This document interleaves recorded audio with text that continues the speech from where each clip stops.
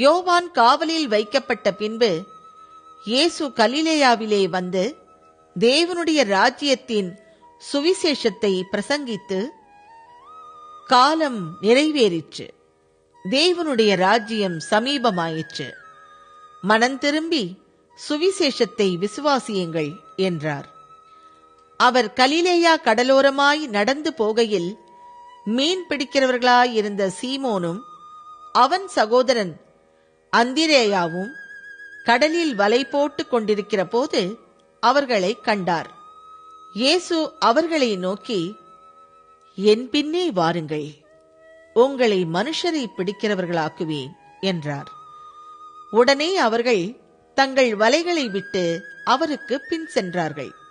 அவர் அவ்விடம் விட்டு சற்று அப்புறம் போனபோது செபதேயுவின் குமாரன் யாக்கோபும் அவன் சகோதரன் யோவானும் படகிலே வலைகளை பழுது பார்த்து கொண்டிருக்கிறதை கண்டு உடனே அவர்களையும் அழைத்தார். அப்பொழுது அவர்கள் தங்கள் தகப்பனாகிய செபதேயுவை கூலி ஆட்களோடு படகிலே விட்டு அவருக்கு பின் சென்றார்கள். பின்பு கப்பர்நகூமுக்கு போனார்கள். உடனே அவர் ஓய்வு நாளில் ஜெப ஆலயத்திலே பிரவேசித்து போதகம் பண்ணினார். அவர் வேதபாரகரைப் போல போதியாமல் அதிகாரமுடையவராய் அவர்களுக்கு போதித்தபடியினால் அவருடைய போதகத்தை குறித்து ஜனங்கள் ஆச்சரியப்பட்டார்கள். அவர்களுடைய ஜெப ஆலயத்திலே அசுத்த ஆவியுள்ள ஒரு மனுஷன் இருந்தான். அவன், ஐயோ, நசரேயனாகிய இயேசுவே, எங்களுக்கும் உமக்கும் என்ன? எங்களை கெடுக்கவா வந்தீர்? உம்மை இன்னார் என்று அறிவேன், நீர் தேவனுடைய பரிசுத்தர் என்று சத்தமிட்டான்.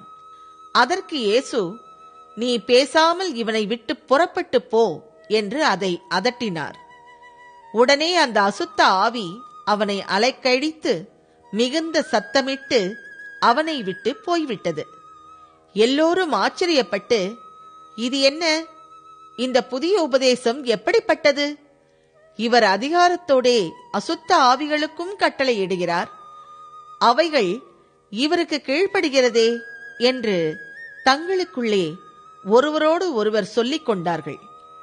அது முதல் அவருடைய கீர்த்தி கலிலேயா நாடெங்கும் பிரசித்தமாயிற்று.